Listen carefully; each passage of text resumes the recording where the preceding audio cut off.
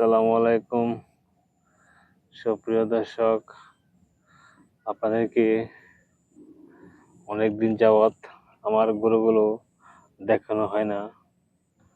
এখন আষাঢ় মাস চলতেছে, এখন গরুগুলো মাঠে উন্মুক্ত হয়ে তারা ঘাস খায়।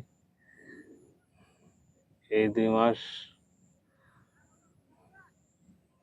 তাদের মন ইচ্ছা মত তারা চলাফেরা করে। সেই সময় তাদের শরীরের পরিবর্তন অনেক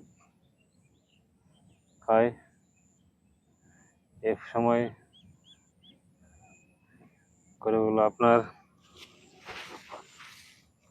বৃষ্টিতে ভিজে এবং রোদ্রে থাকে, বৃষ্টিতে ভিজে। এভাবে মনে করেন গরুগুলো চারণ ভূমিতে তারা অবাধে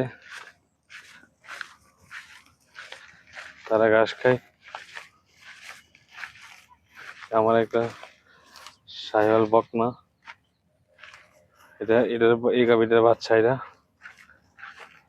তারপরে এই বাচ্চারা এরা সার বাচ্চা আছে।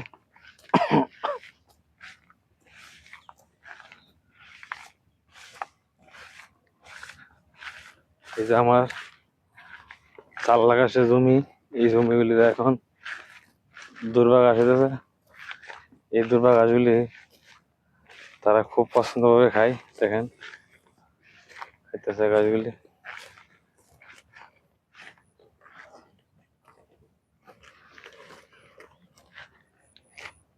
আমার ব্রাহ্মা বাচ্চারা গত বছর বাচ্চা হয়েছিল, একটা বকনা বাচ্চা।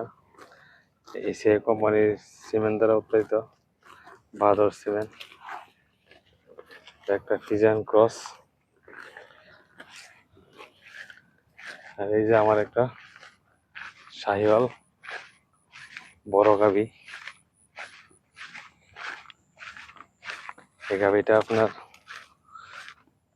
কোরবানির উদ্দেশ্যে বিক্রি করা